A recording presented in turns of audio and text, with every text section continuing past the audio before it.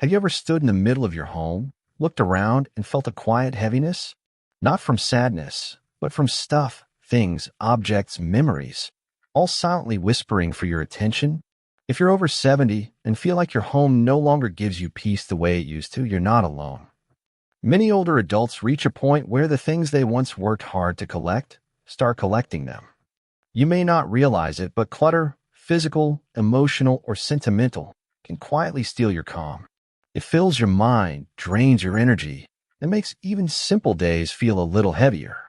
But what if peace was waiting for you, just beneath the clutter? In today's video, we'll uncover 5 hidden things you need to let go of after 70, not to erase your past, but to reclaim your space, your energy, and your joy. Stay with me until the end, because the 5th one, the hardest one to let go of, is also the one that brings the greatest peace when you finally release it.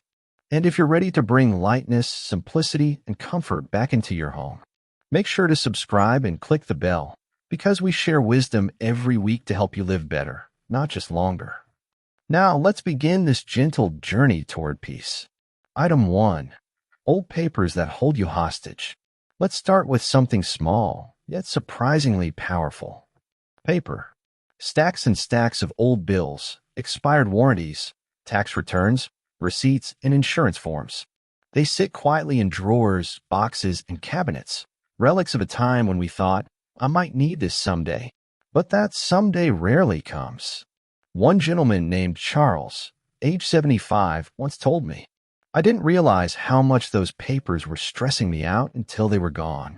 He had boxes of business records from the 1990s, old bank statements, and medical forms from doctors he hadn't seen in years. When he finally sat down, turned on his favorite old jazz music, and started sorting, something shifted.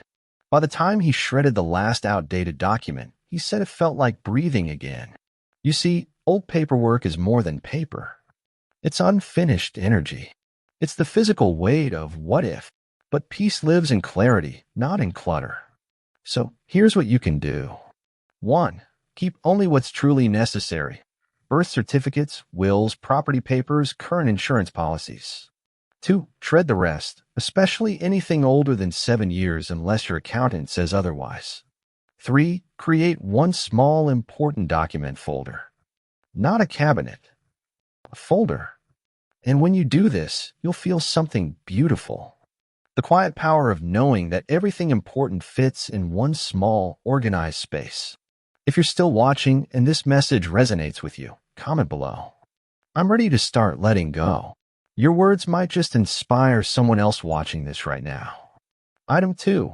Unused appliances and forgotten gadgets.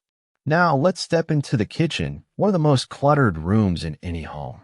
Over time, kitchens become museums of well-meaning purchases. Extra coffee makers, toasters, slow cookers, mixers missing parts, and a dozen plastic containers without lids. Each one tells a story. A gift from someone, a tool for a recipe you plan to try, a just-in-case item that never found its moment. But what these items also tell is the story of how our needs have changed. You don't need 3 blenders to make a smoothie. You don't need a bread maker if you haven't used it since 2002. And you certainly don't need broken appliances taking up the space where peace could live. I once met Marjorie in her early 80s. Her cupboards were overflowing with old kitchen gadgets. When her daughter asked her why she kept them, Marjorie smiled softly and said, I don't even remember where half of these came from. They spent one Saturday together sorting through everything, keeping only what worked, what was used, and what made her life easier.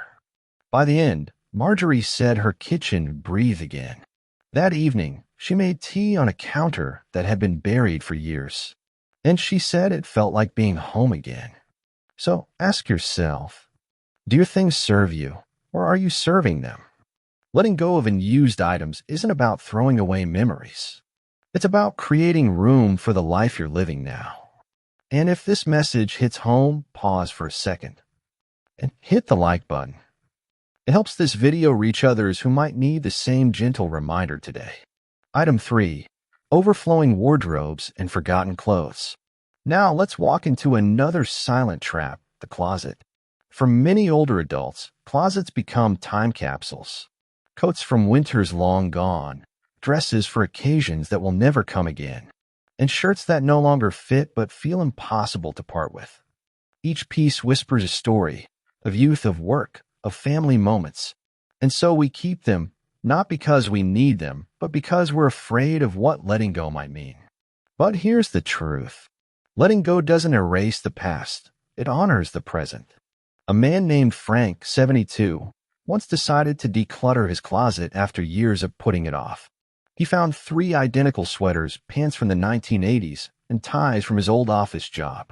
When he finally donated what no longer fit his life, he told me, "Every time I open my closet now, I feel like I'm looking at myself today, not who I used to be." That's what decluttering truly is, an act of acceptance. So here's a simple exercise. 1. Take out everything you own. 2. Keep only what fits comfortably and makes you feel confident. 3. Donate or gift the rest, especially items that carry memories but not usefulness. If something holds emotional value, take a photo. Memories live in your heart, not in fabric. When you're done, you'll realize something extraordinary. A smaller wardrobe gives you more freedom. You'll spend less time deciding what to wear and more time enjoying the day ahead. If this inspires you, comment number 3, "I'm ready" below. And tell us what you plan to let go of first. Item 4. Heavy furniture and bulky decor that clutter your space. Let's talk about something we rarely question: furniture. Over a lifetime, we collect pieces that once made sense. Big dining tables for family gatherings, display cabinets full of china, or old recliners that no one sits in anymore. But as we grow older, our homes and our needs change. The furniture that once brought life can now limit movement, cause tripping hazards, or make cleaning harder. Take a slow walk through your home today. Notice how you feel as you move from room to room. Is there too much in the way? Do you have chairs that serve no purpose, or tables that collect dust? One woman, Susan, 74, inherited several antique pieces from her parents and grandparents. Each one had meaning, but together, they made her home feel crowded.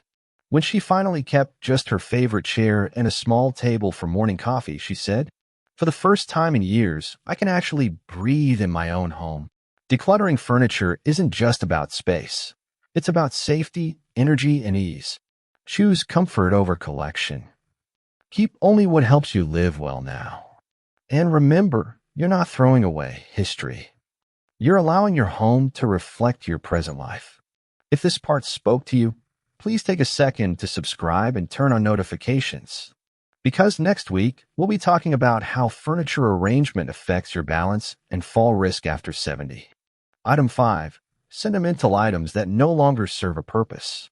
Now we reach the hardest part. The emotional heart of clutter. Sentimental things. Boxes of letters, children's drawings, souvenirs from long ago trips, or gifts from loved ones who've passed on. These items carry stories, and that's what makes them so hard to release. But here's something profound. Memories are not tied to the object. They live inside you. Holding on to every memento doesn't keep people closer. It can actually make your present life feel smaller, as if you're living surrounded by ghosts of what used to be. I once knew Howard, 82, who kept 14 boxes filled with his children's old trophies, letters, and report cards. He hadn't opened them in decades. One day, with his daughter's help, he decided to sort through them. He kept a few precious items and let the rest go. When they finished, he said something beautiful. "I didn't lose my memories. I just made room for new ones." That's what this step is all about. Keep what warms your heart. Release what weighs it down. You'll find that peace doesn't come from holding on, but from trusting that you can let go and still remember. If you've ever struggled with sentimental clutter, let me know in the comments. What's one item you're finally ready to part with? Your story might touch someone's heart today. Finally, decluttering as an act of self-love. As we come to the end, I want you to pause for a moment. Look around your home, the photos, the furniture, the drawers filled with maybe someday. Ask yourself gently, what truly serves me now? What makes my heart lighter when I see it? And what makes it heavier? Decluttering after 70 isn't about perfection. It's about peace. It's about giving yourself the gift of simplicity, clarity, and comfort, so your home reflects the person you become, not just who you once were. Every item you release is an act of self-care. Every drawer you empty is space for joy. Every small step is proof that peace is possible at any age. So take your time, be kind to yourself, and remember, letting go isn't losing, it's gaining room for life. If this video brought you comfort or inspiration today, please like, comment, and subscribe. Your support helps us create more stories and wisdom for people just like you, who are choosing peace over possession and simplicity over stress. Thank you for watching. And until next time, may your heart, your mind, and your home be light.